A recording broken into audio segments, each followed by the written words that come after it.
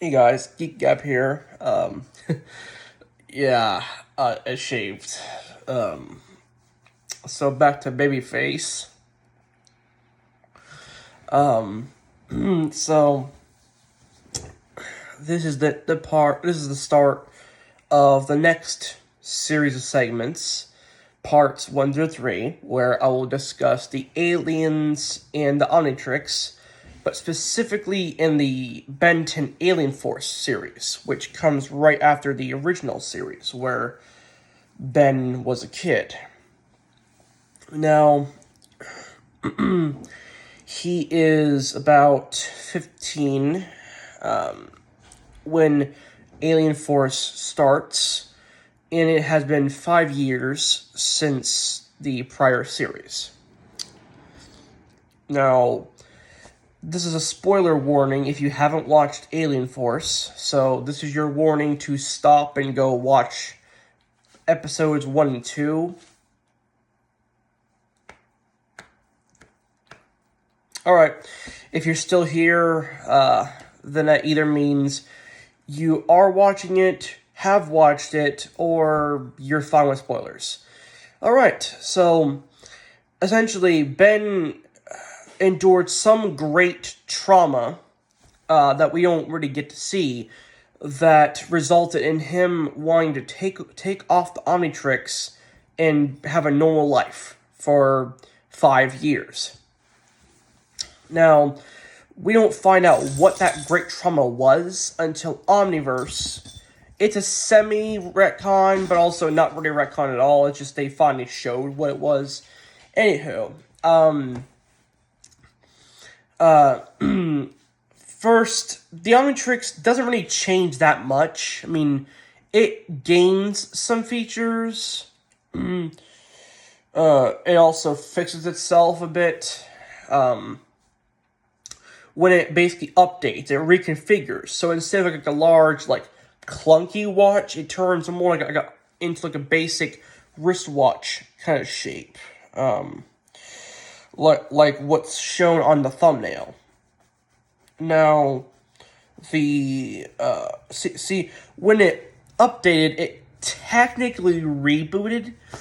So he had to end up working with an entirely new playlist of aliens, and he said, and I quote, "Hey, I don't recognize any of these guys." The first alien that shows up is Swampfire. He is a Methanosian.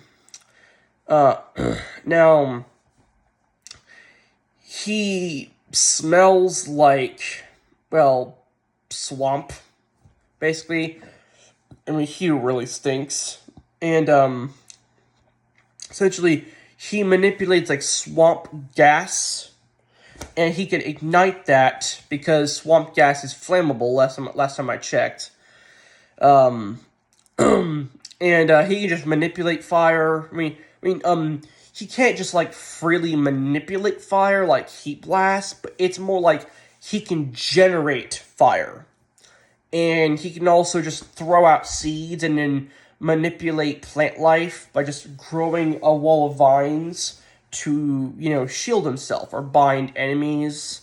He can elongate his body if he needs. Now, if you chop off his arm, he can either grow it back or a vine slowly reattaches it, as if nothing ever happened. He can also regenerate large parts of his body. He can also burrow and reform out of a crack to sneak up on you. Let's see what else. He can control just regular plant life as well as alien plant life. And he does have a fully bloomed form. Think of it as like Swampfire's version of puberty. Now, spoiler alert, we don't see this until Omniverse, but that's pretty much it. It's pretty much the basic gist of Swampfire. Really a relatively simple character. or creature or alien. Not much to really learn about him. But I will do other individual videos for every alien. Now, moving on, Echo Echo. He is a Sonorosian.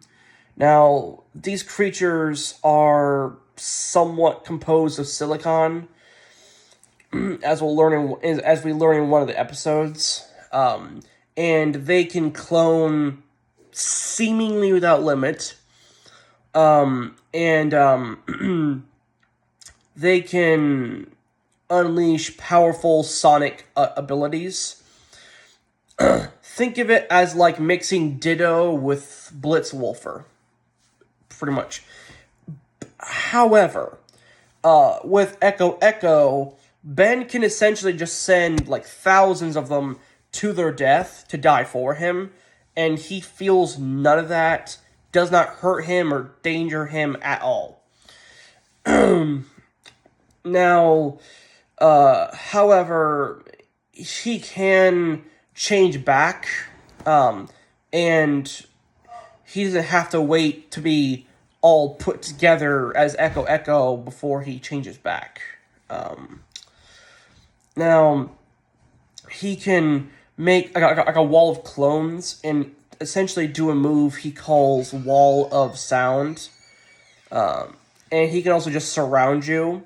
And if he twists his Omnitrix symbol like a couple degrees to, this way, and he can essentially be in several places at once and be in human form. However, it does have the side effect of splitting him into clones that each represent an emotion. Like one is, I guess, his sensitive side. The next clone was like his like aggression or something. Not like, he wasn't pulling his punches. It was more like, extra aggressive when he went to a sports game, and watched. Those really obnoxious fans who's like, "Hey, referee! What the hell was that?" Those annoying kinds of fans. He was kind of like that. And I'm thinking the next clone was basically just like his nerdy side that was like all obsessed with sumo slammers. Anywho, that's basically the gist of Echo Echo. In order, the next alien to show up was Humongosaur, a Vaxasaurian. Now, he's pretty massive, not nearly as big as Way Big, but still pretty massive and powerful. He is 12 feet tall, although when he grows, he can get quite a bit bigger. Now, how much bigger? Not entirely sure. But anyway,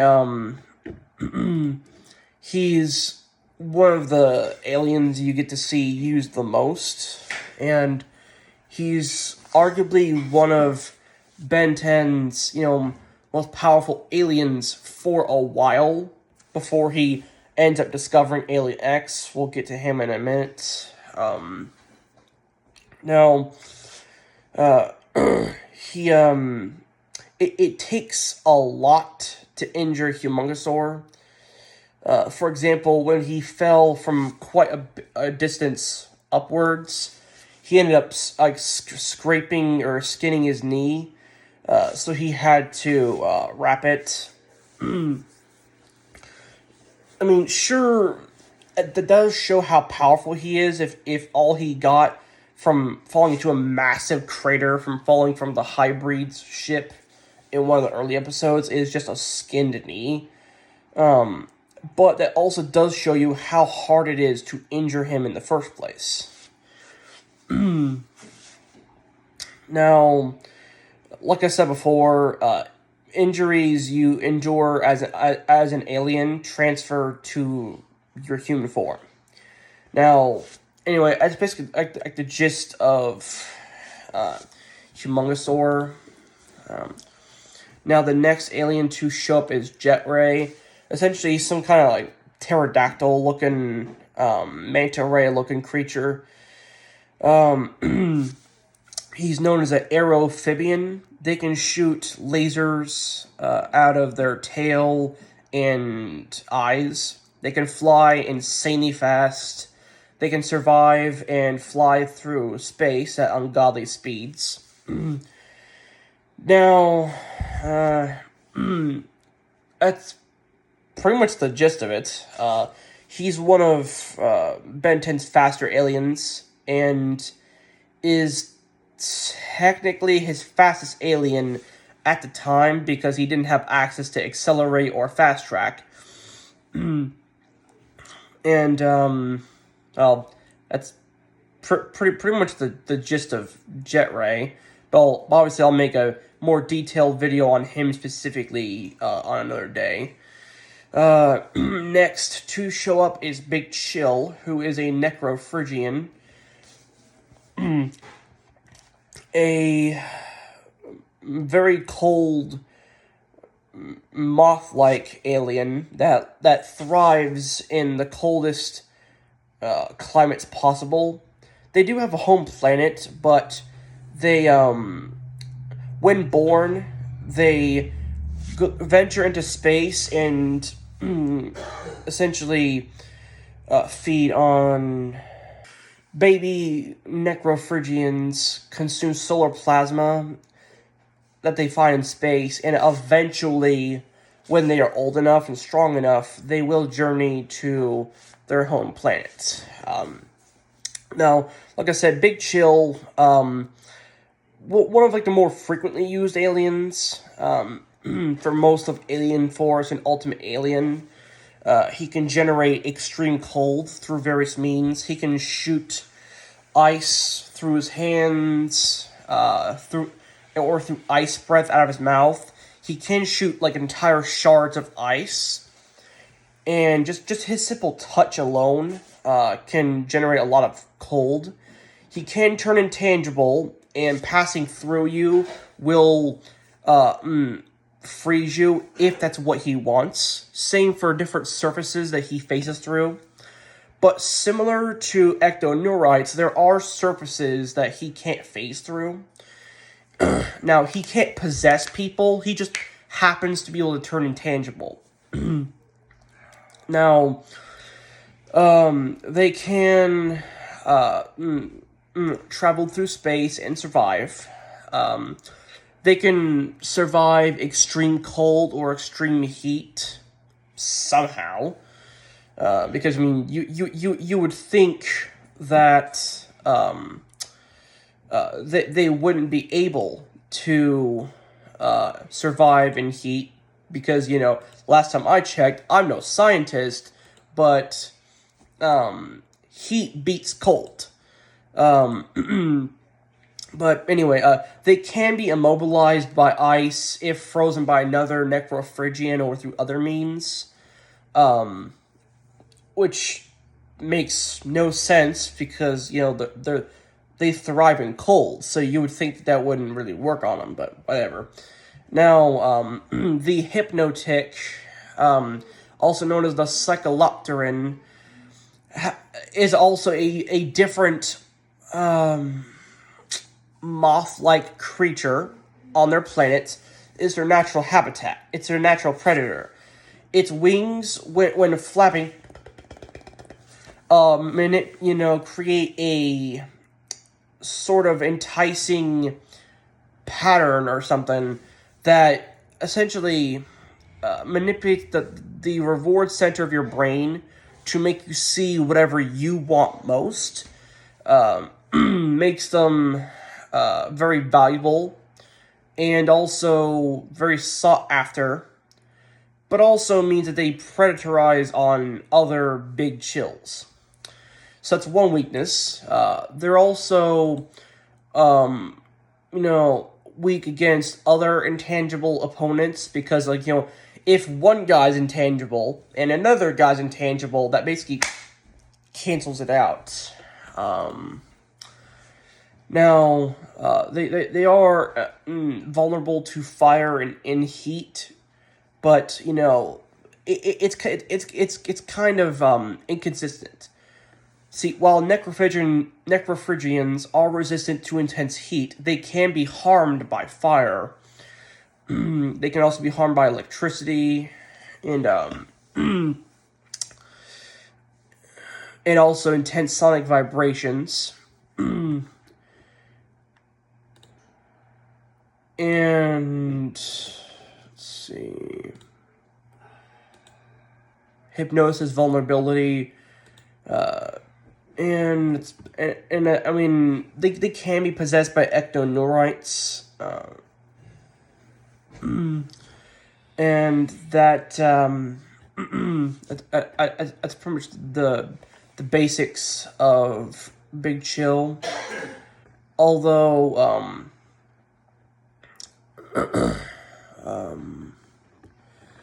let's see. Necrophrygians breed asexually by laying eggs once every 80 years or so. And while the eggs are laid, the maternal instincts will take over, and they will have a compulsive need to gather large amounts of metal and bring it to their nesting site via freezing if necessary, ingestion, or subsequent regurgitation.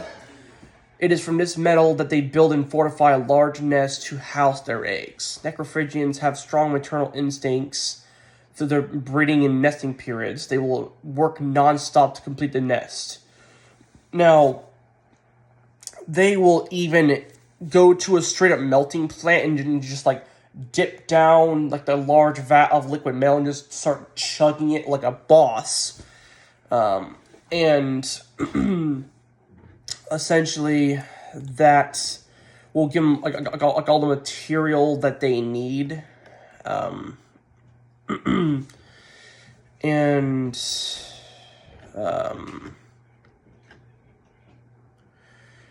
anyway, like I said, that's the gist of Big Chill. But I'll do individual videos on all these aliens just later down the road. Now, the next alien to show up is Chromastone, a crystal sapien, sort of a subspecies on Diamond Head's planet. Now, Chromastone, he's one of the weirder aliens, I want to say, and I want to say that he's used a lot, in Ben 10, but not as often as you would think, which is kind of surprising. Now, his abilities include energy negation, energy beams, optic laser, energy absorption, and energy conversion. Mana absorption, so this would be a bad person to go up against if you're a magic user, technically. Energy redirection, because especially because crystals can often reflect and redirect energy and light. Electricity conductivity and resistance. Flight, although Ben doesn't learn about this until later on. Levitation, enhanced strength, durability, jumping, enhanced speed. Xenocyte possession immunity, heat resistance, light generation, and heat amplification. Now, he can also, let's see here.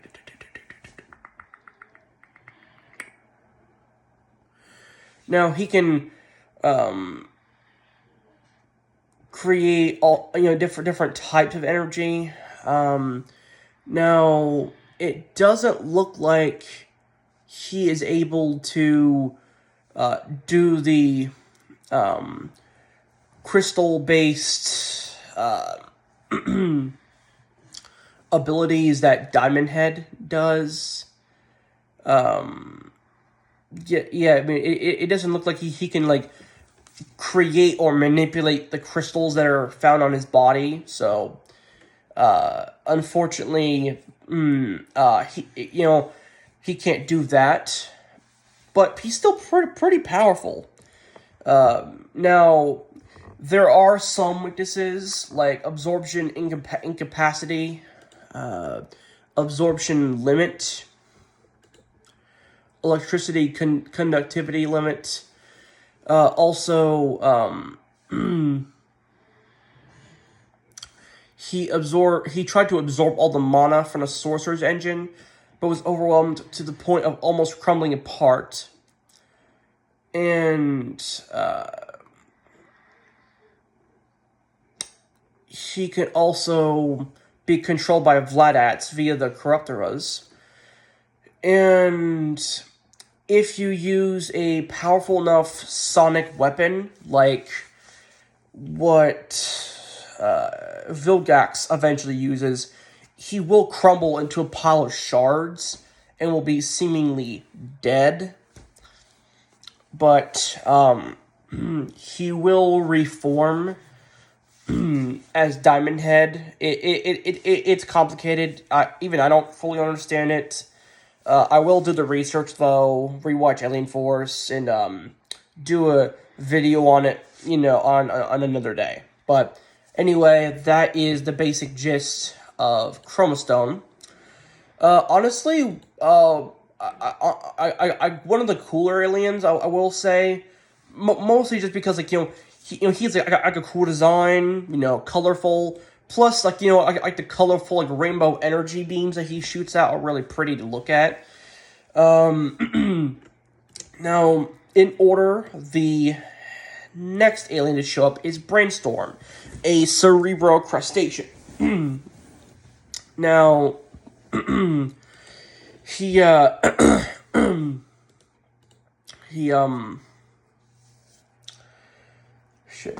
honestly, he's one of the really cool aliens because, he was technically the smartest alien Ben had at the moment because he no longer had access to gray matter. Now, Brainstorm, I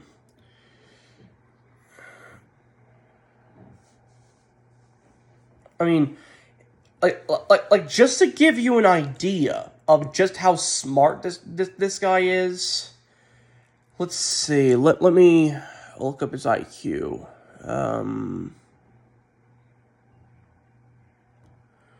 Let me see here.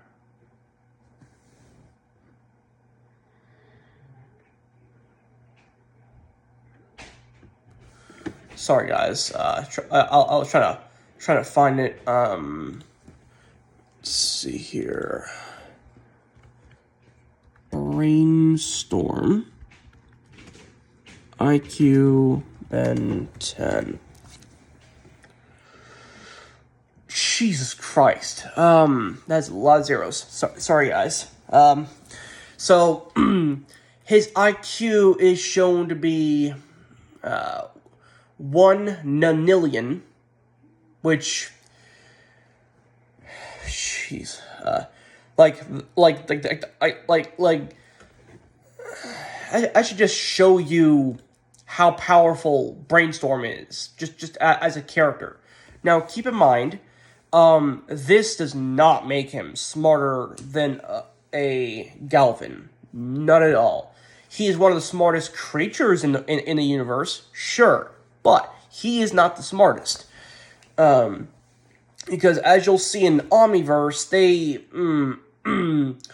talk about crustaceans, not in like a negative or derogatory way, but basically, they joke like those cerebral crustaceans, they always think they're so smart, something like that. But there's no like animosity between them. Whatever. Anyway, Brainstorm. Honestly, listen. No disrespect to the Galvans, they are really cool, but I will say that the cerebral crustaceans are really cool because they have plenty of like physical capabilities and actual powers.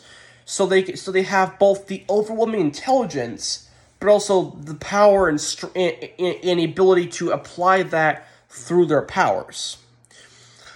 So so for example, they can perform advanced analysis and just use like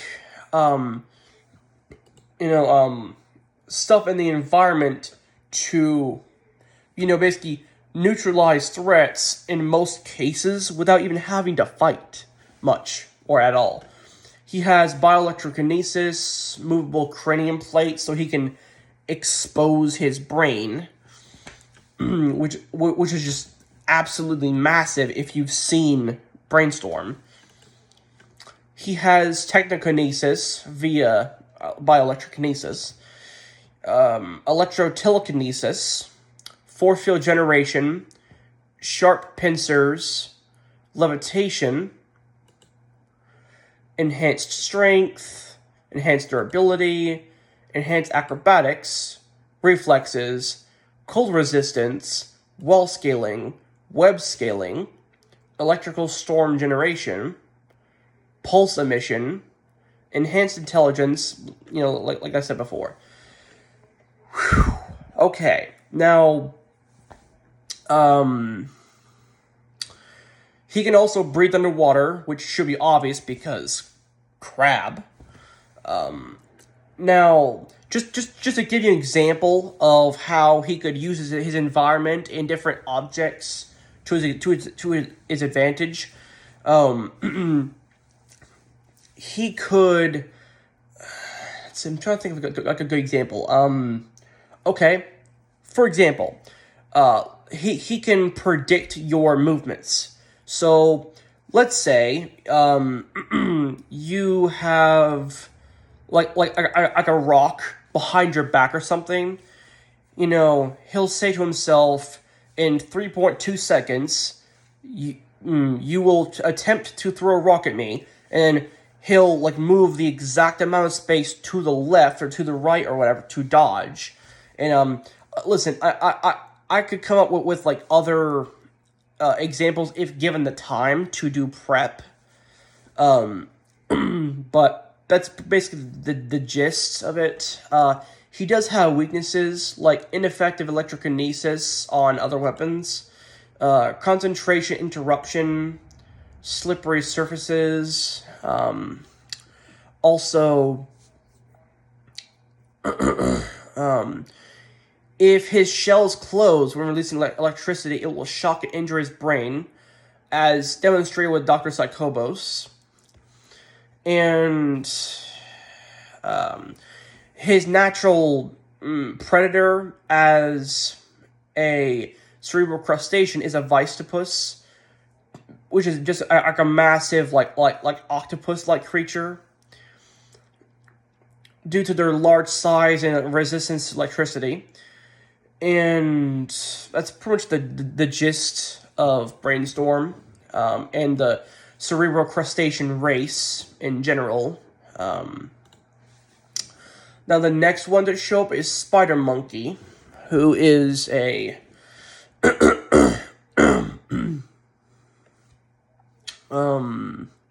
arachnid chimp. Now, he is a relatively simple creature. He has multiple eyes, multiple arms, and can shoot web out of his tail, stick to different surfaces, swing from different surfaces. Now, he's not that strong, per se, but still pretty agile and quick.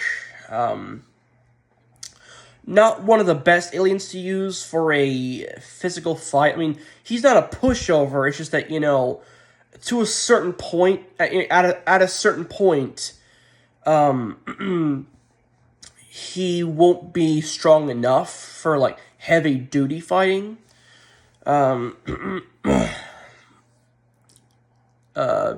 Now, as for weaknesses, that pretty much covers it. I'll cover. Like I said, he's a relatively simple alien. I'll cover him in more detail in an individual video later down the road. Now, the next alien is Goop in order of appearance. He is a polymorph. Now, here's the thing.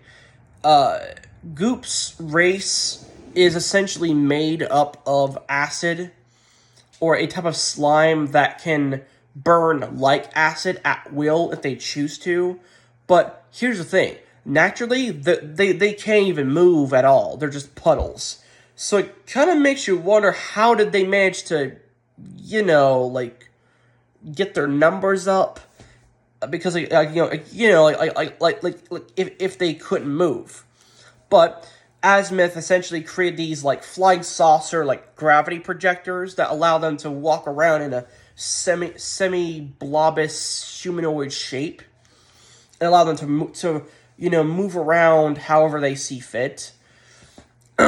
Now they can reform from no matter how scattered they are, so long as their gravity projector is able to go around and collect all of their mass.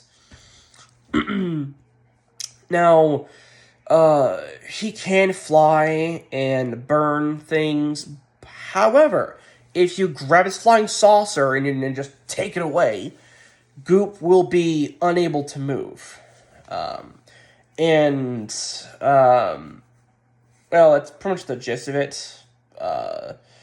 Now, as for weaknesses, Goop can be stretched, and just broken apart relatively easy. But imagine it's like punching a blob or punching slime.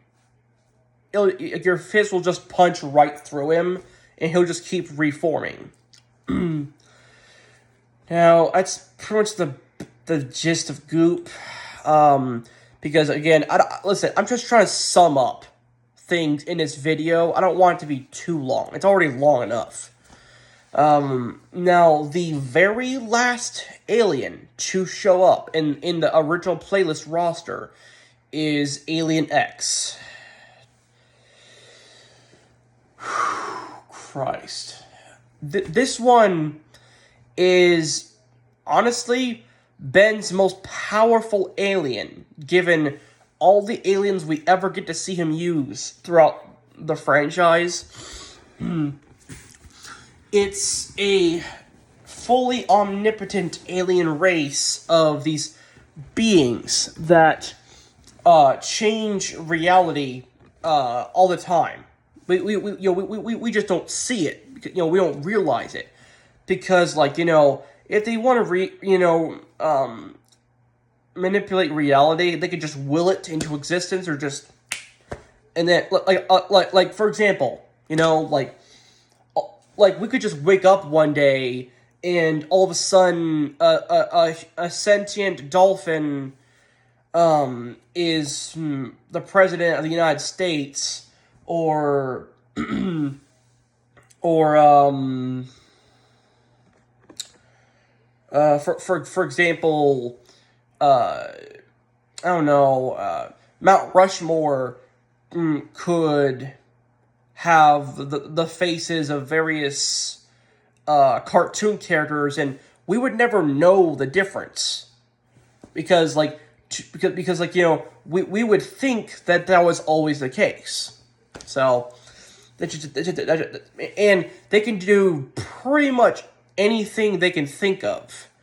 So that should just show you just how powerful this thing is.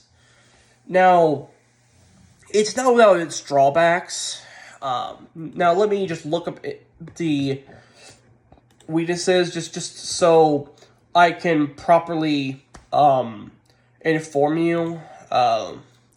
Now, just some notable abilities, just to give you more ideas of like what to imagine.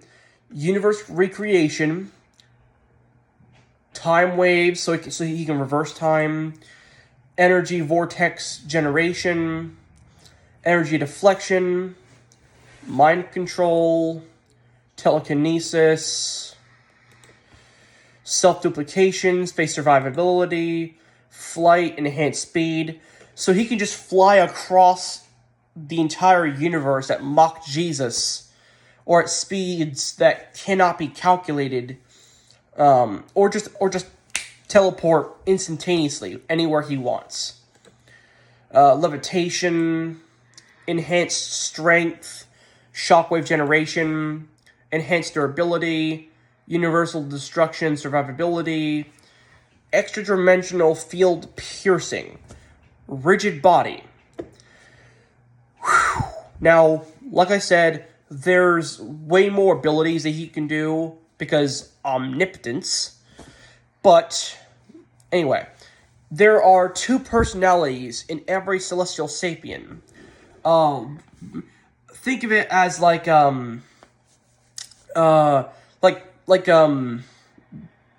Democrats and bureaucrats. Listen, I'm not politically knowledgeable, so just keep that in mind. I'm just trying to come up with like polar opposites kind of example. Like both sides are polar opposites.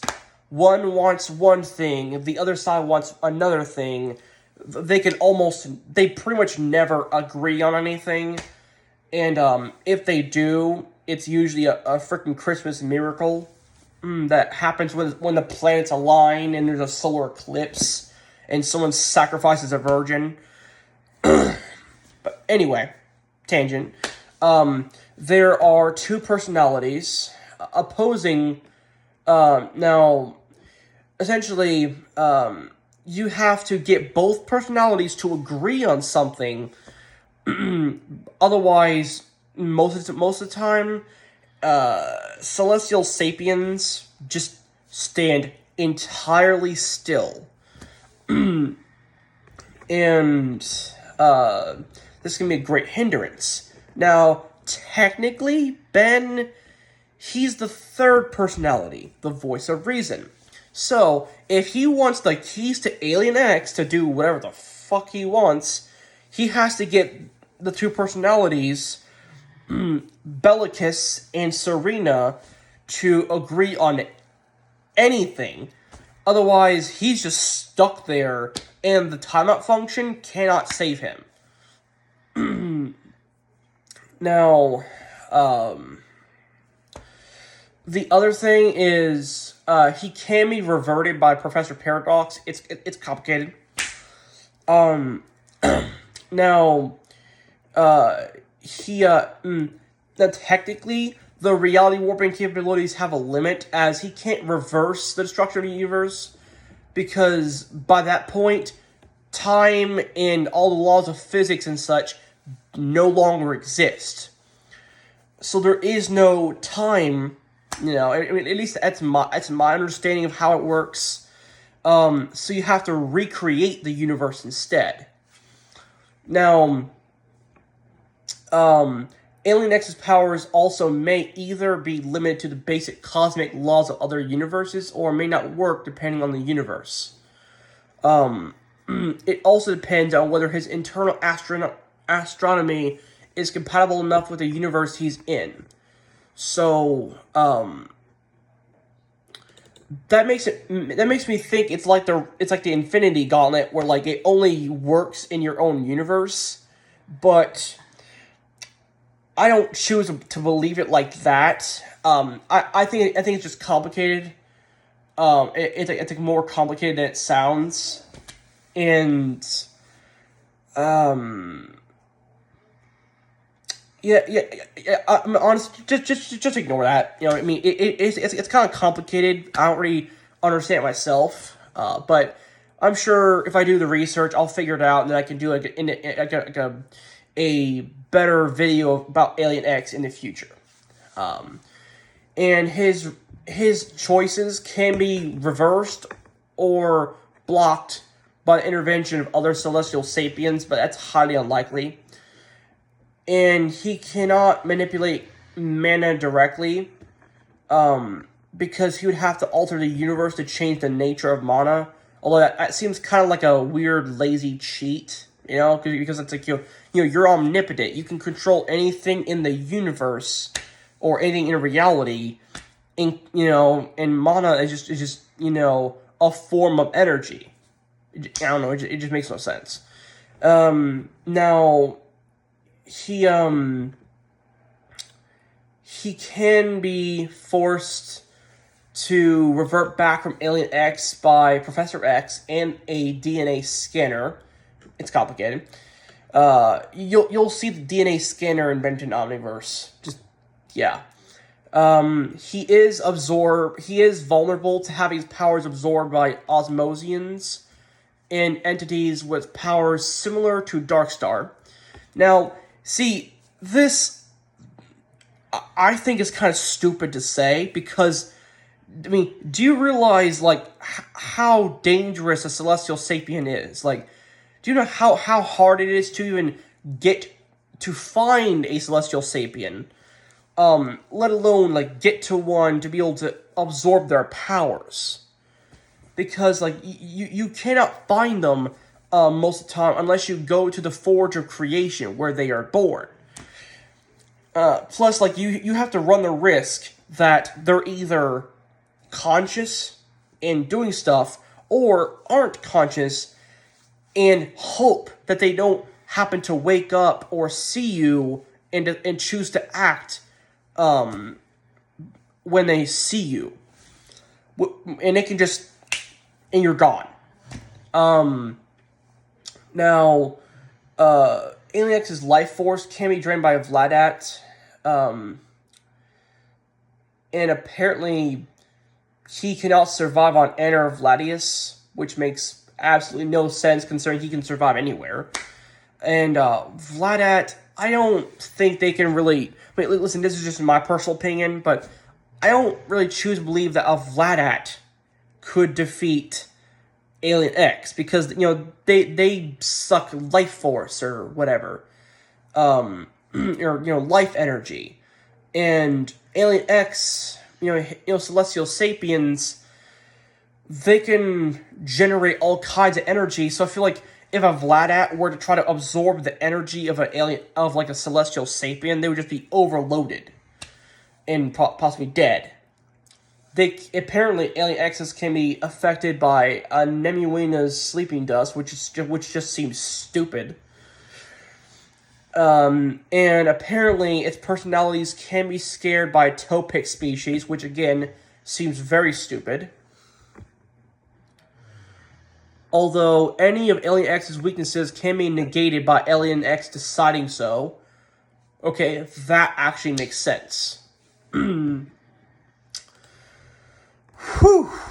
Okay. Anyway, that is basically the gist of Alien X and the other in the basic original roster of aliens that Ben 10 is able to access at the start of Alien Force. Anyway, please like, subscribe, share with your friends. Hope you guys enjoyed.